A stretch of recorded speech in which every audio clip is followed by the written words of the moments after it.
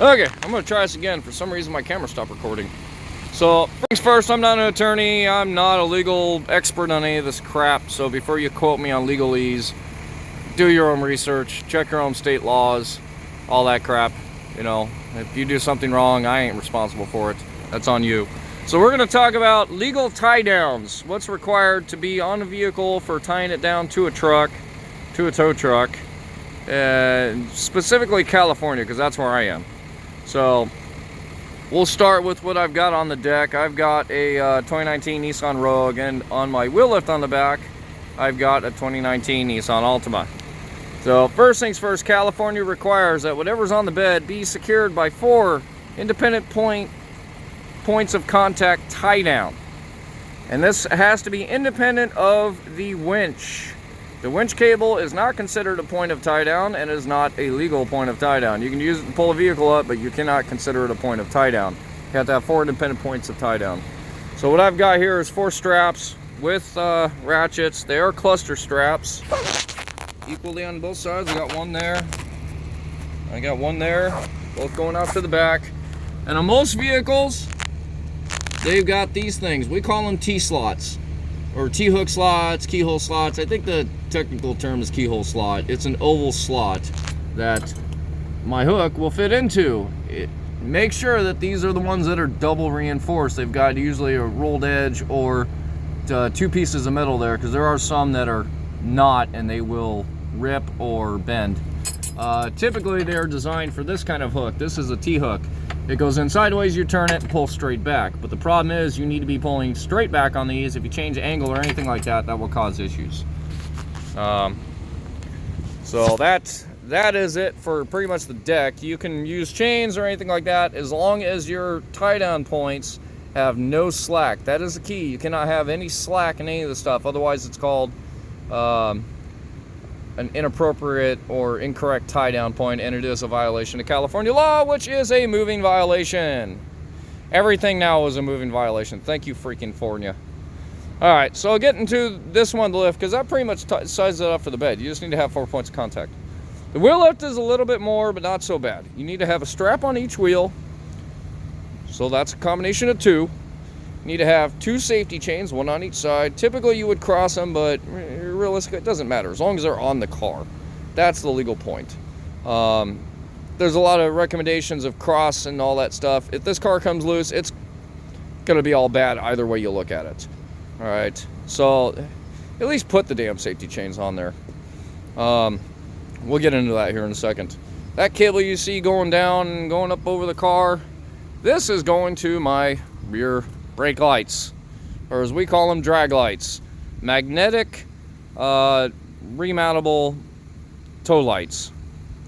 Anything that's more than 40 inches away from the rearmost light of your tow vehicle, and this includes pickup trucks when you're pulling a car on a tow dolly, has to have brake lights on the rearmost portion of the vehicle. You have to have a brake light within 40 inches of the rear of whatever it is. So they're on the trunk. In this case, the trunk is metal. These magnet right to the metal. If the trunk was aluminum, like some cars are, I'll put them on the roof. That's still within the 40 inches. And these function as brake, stop, tail, and turn lights. In California, you legally have to have these things on a vehicle. They do not have to work, but if you don't put them on, it's a moving violation ticket for not having the brake lights. If you put them on and they don't work, it's a fix-it ticket for an inoperable brake light. Either way, it's still a ticket, so just put them on. Save yourself the thing there.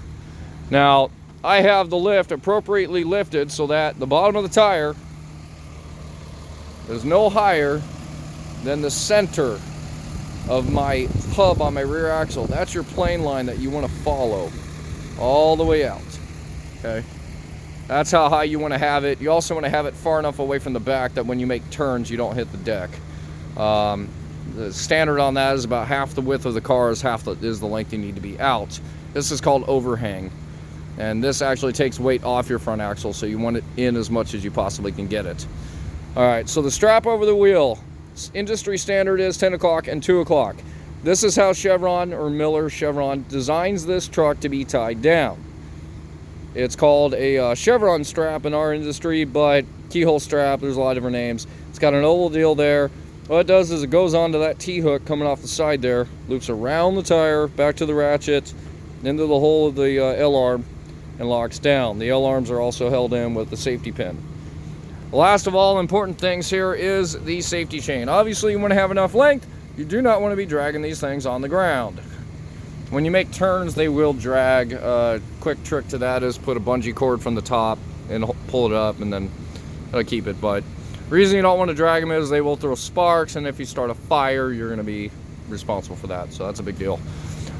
Safety chains need to be attached to a strong part of the vehicle that if the vehicle was to come loose, it will hold. So on the bottom of this car, I've got lower control arms. That's what this thing is. We call them A-arms. There's about a million different names for them. It's a lower control arm. It's the main arm that holds the wheel, the knuckle, and everything to the vehicle. This thing's made out of aluminum, but it has to be stupid strong because it's holding at least 1,000+ pounds of weight onto this one joint, and if it wasn't strong, it would snap. Plus, it has to be strong enough to combat with the road forces. Every time you hit a bump or whatever, that's a shock load that goes up against it. So yes, this thing is strong to tie to. In the case where some cars have hooks to hook onto, this car doesn't. We take the safety chain, wrap it around the A-arm, hook it back onto itself. That is a legal point of tie down, or a legal point to put the safety chain onto. So we're fine. Fuck, dude, this car went over something. These guys ran over something good, because look at that undercarriage damage. I didn't even notice that. I drove it. Woo! There's the transmission pan. It's got a big old scrape in it. That sucks. I'd probably total this thing out. It's a rental car. It's self-insured. So that's what's required for where the safety chain is supposed to be tied to. Now, as far as manufacturer specifications, everything here is actually tied down according to manufacturer specifications. The only thing I don't like, I usually hang my light cable low like that, so when I make turns it doesn't taut. But the problem is that that whole thing has to be greased. It's a sliding part. You grease it so it's not metal on metal, except that cable hits that, and now I got grease on the cable I got to clean off. But all right, so that's legal points of tie down and how it's supposed to be done in California. Now, if you're getting your car towed and the tow truck driver's not doing this, I'd be a little weary. Can I get away with less? Yeah, I could get away without putting the safety chains. I can get away without putting the drag lights, as long as you know, there's not a cop around to stop me for it. I can put one strap on each side of this vehicle and still be fine with it. All just depends on how many bumps I hit and how far I'm going. That's going to be the potential, because if you do just one side of the vehicle, every time you hit a bump, the vehicle can slide to the side. Typically on the bed, I like to put everything. You could shortcut this process, don't get me wrong. The straps alone, I haven't had a strap fail me ever in 15 years of doing this. And I can tell you this much, as long as your maintenance is up to par, you don't have a worn out pivot pin on this lift or any of that stuff, nothing's broke or cracked, it's not going anywhere with just the straps on there. This is a front wheel drive car, so the only thing you have to make sure on this one is, one, it's in park. People will disagree with me all day long on that. You should leave them in neutral, because when it goes back and forth, it can do things to the car. It can, but at the same point, I haven't shared a pin on a transmission in 15 years of doing this, and I prefer them to be in park, because if they do come loose, the vehicle is not going to be a rolling, go kill somebody deal. It will, you know, it's locked in park. Typically, the park paw is going to hold it. However, that aside, e-brakes on most vehicles lock up the rear wheels. So when you're towing a car on the wheel lift, you need to make sure the e-brake is not on.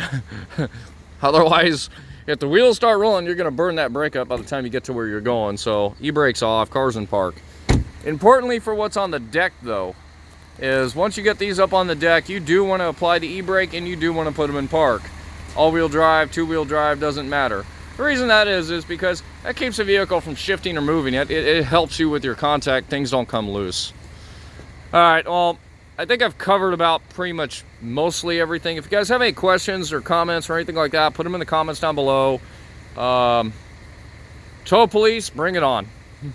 I'm going to say that now, because I know I'm going to get 50 people that are going to comment, you did this wrong, you did that wrong. You know what? That's your opinion. You're entitled to it, but I'm going to beg to differ. So, thanks for watching. Please remember to like, comment, subscribe. Y'all have a great day.